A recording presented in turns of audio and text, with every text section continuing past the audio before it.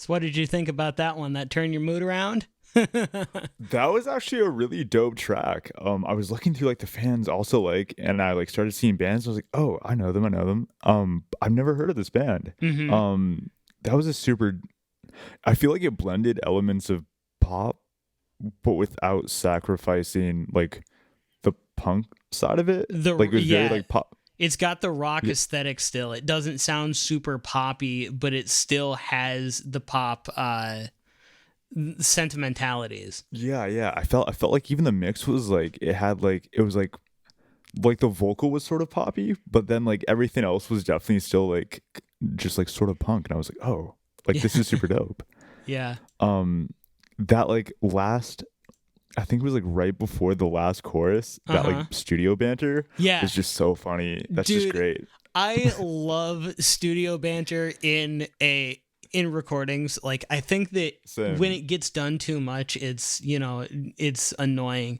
But just the occasional like that type of thing, or there's a grandson song where he talks about accidentally unplugging his headphones in the middle of a take, um, or even just like a simple like on an acoustic song, if there's just like a "Are we rolling?" or something like that, like at the very beginning, Yeah, there's something that is so genuine about that, and I really dig that, like when it happens on occasion. totally.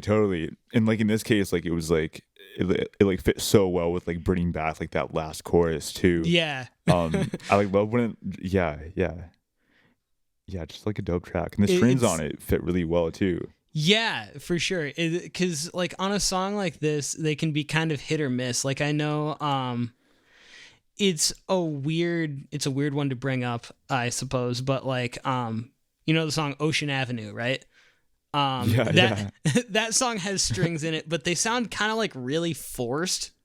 Like it's totally. it's the same sort of style of music as this, like kind of poppy punk rock sort of thing, but it just feels like in the mix it just sounds weird. It feels like it doesn't need it necessarily.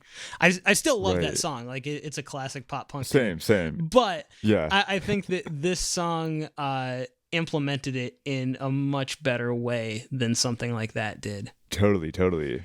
I like would love to see them live. I feel like the vibe would just be great. Yeah, I haven't listened to any of their other music. I need to do that, but I just haven't had the time. But I Yeah, just the energy off of that, it does sound like they would put on a really good live show. totally. Very like punky but still poppy. Mm-hmm. Punk pop, I suppose. It's almost like there's a Hmm. term for that. What could it Hmm. be? Hmm. So what's Yeah. what's our next tune gonna be? Yeah, so I went back and forth for a while. There's like I have a short list of songs I was going to bring, and there's two songs by this artist, and they're both great. Everything he puts out is great. But I've been like listening to his stuff for a while. Back when he only had like maybe 3,000 listeners, and he peaked at like I think Nice. over like 100,000. Dude, that's But he super put out cool. this. Yeah, I know it's been like cool like see him grow and like keep like, just like keep putting out new music. It's weird And when you find a group like that. Excuse my interruption there, but it's no, weird. of It's weird course. when you find a group like that, and you see them from these really small numbers, and you see them grow. And even though you've done nothing except listen to their music from a really early time, you're like, I'm so proud of those guys. I'm so proud. Yeah. No, It's a weird like relationship 100%. that you can get, but I totally get what you're talking about there. Yeah. So this song is called.